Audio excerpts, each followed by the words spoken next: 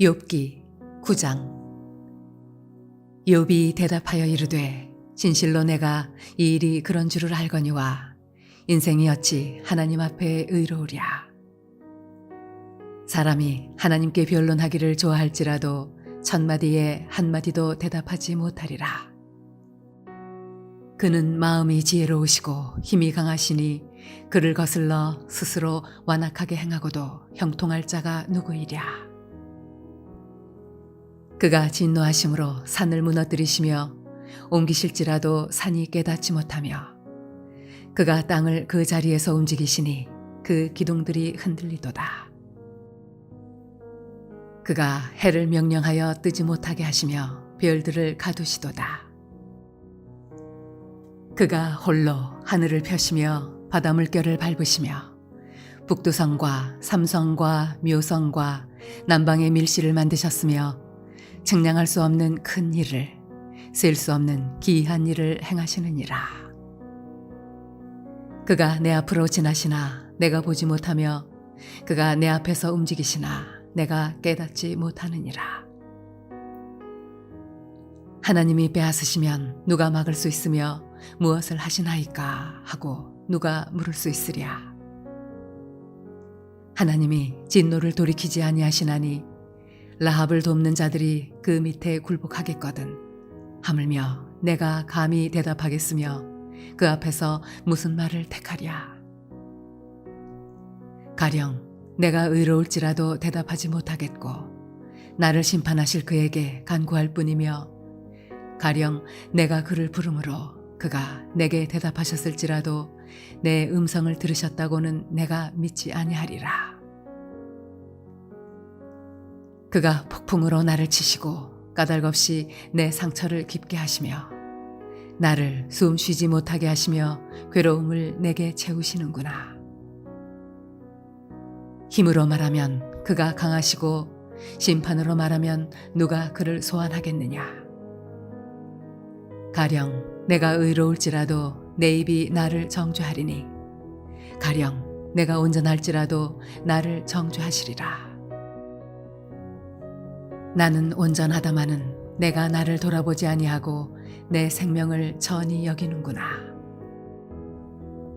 이 일이 다 같은 것이라. 그러므로 나는 말하기를 하나님이 온전한 자나 악한 자나 멸망시키신다 하나니 갑자기 재난이 닥쳐 죽을지라도 무죄한 자의 절망도 그가 비웃으시리라. 세상이 악인의 손에 넘어갔고 재판관의 얼굴도 가려졌나니 그렇게 되게 하니가 그가 아니시면 누구냐. 나의 날이 경주자보다 빨리 사라져버리니 복을 볼 수 없구나. 그 지나가는 것이 빠른 배 같고 먹이에 날아내리는 독수리와도 같구나. 가령 내가 말하기를 내 불평을 잊고 얼굴빛을 고쳐 즐거운 모양을 하자 할지라도 내 모든 고통을 두려워하오니 주께서 나를 죄 없다고 여기지 않으실 줄을 아나이다. 내가 정죄하심을 당할진대 어찌 헛되이 수고하리이까. 내가 눈 녹은 물로 몸을 씻고 잿물로 손을 깨끗하게 할지라도 주께서 나를 개천에 빠지게 하시리니 내 옷이라도 나를 싫어하리이다. 하나님은 나처럼 사람이 아니신즉 내가 그에게 대답할 수 없으며 함께 들어가 재판을 할 수도 없고 우리 사이에 손을 얹을 판결자도 없구나. 주께서 그의 막대기를 내게서 떠나게 하시고 그의 위엄이 나를 두렵게 하지 아니하시기를 원하노라. 그리하시면 내가 두려움 없이 말하리라. 나는 본래 그렇게 할 수 있는 자가 아니니라.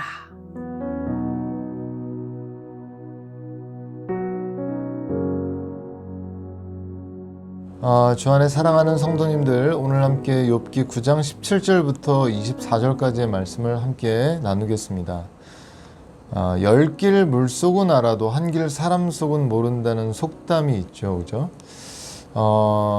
이 속담처럼 우리가 신앙에 있어서도 겉으로 봐서는 하나님을 향한 그 사람의 마음이 어떠한지, 그 사람의 마음속이 어떠한지 사실 쉽게 알거나 볼 수가 없습니다.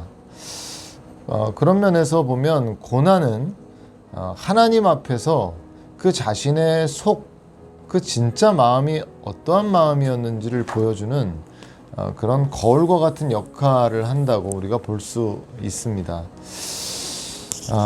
누군가는 고난의 상황 속에서 하나님의 섭리를 인정하고 더 엎드리고 하나님의 뜻을 구하는 반면 누군가는 고난의 상황 가운데 하나님을 원망하기도 하는 것이죠. 우리가 욥에 대해서 함께 보고 있는데 욥은 우리가 그 서두에서 봤지만 하나님께서 인정하실 만한 그런 의로운 사람이었습니다. 그리고 초반에 그의 고백을 보았지만 그는 하나님 앞에 원망하지를 원치 않았던, 끝까지 순전함을 지키려 했던 그런 모습을 보여줬죠. 그러나 오늘 본문 9장에 들어서서 욥의 모습을 보면 그런 욥이라도 지금 상황 속에서는 그의 마음이 그의 신앙에 있어서 회의감도 들고 억울한 감정 속에서 그가 마음의 순전함을 지키려 했던 그러한 마음들, 처음 마음과 달리 그의 마음은 흔들리고 있는 것을 볼 수 있습니다. 그래서 오늘 본문 17절을 보면 그가 폭풍으로 나를 치시고 까닭 없이 내 상처를 깊게 하셨다. 18절에 이어 나를 숨쉬지 못하게 하시며 괴로움을 내게 채우시는구나 라고 고백합니다. 이게 말하자면 자신은 고난당할 이유가 없는데 하나님께서 공연히 자신을 괴롭게 하셨다는 겁니다. 그리고 뒤이어 말씀을 보면 20절에 내가 의로울지라도, 21절을 보면 나는 온전하다마는 이라고 하면서 자신이 그런 고난을 당할 이유가 없다 이렇게 계속 말하고 있습니다.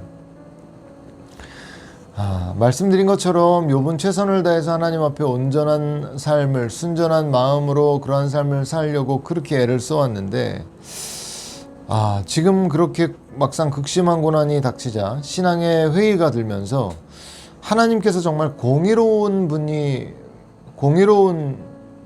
분이시라는 그런 그의 믿음마저도 이제 흔들리고 있습니다. 그래서 22절을 보면 일이 다 같은 것이라 그러므로 나는 말하기를 하나님이 온전한 자나 악한 자나 멸망시킨다 라고 말합니다. 23절에는 갑자기 재난이 닥쳐 죽을지라도 무죄한 자의 절망도 그가 비웃으실 것이라 말합니다. 그러니까 지금 욥의 고백은 무슨 의미냐면 의롭게 살아가는 사람이나 악하게 살아가는 사람이나 하나님께서는 무관하게 멸망시키신다 이렇게 말하고 있는 것이죠. 그러나 욥의 말은 사실이 아닙니다.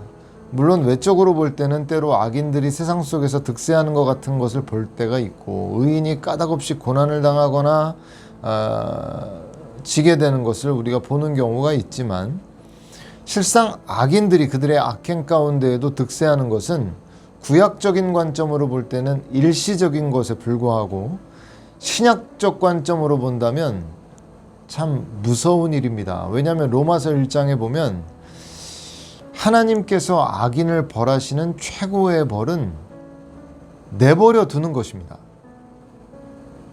그가 회개할 기회도 갖지 못하도록 그냥 내버려 두시는 것이죠. 그러면 악인은 스스로 자신의 악 가운데 살아가다가 멸망당할 수밖에 없는 것입니다. 그래서 그것이 가장 무서운 심판이 된다는 것이죠.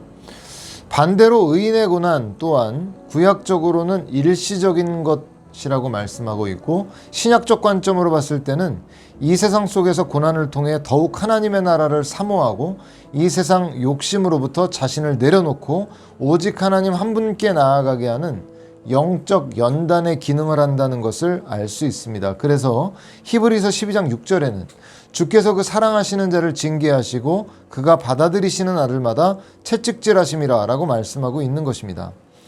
하나님께서는 결코 의인과 악인을 동일하게 취급하시지 않습니다. 다만 욥은 그가 의롭게 살려 했던 그런 노력에도 불구하고 극심한 고난에 빠진 현실로 인해서 하나님에 대한 신뢰와 믿음이 흔들리고 있는 것뿐입니다. 욥기는 계속해서 인간에게 임하는 고난의 이유를 알 수 없다고 말씀하고 있습니다.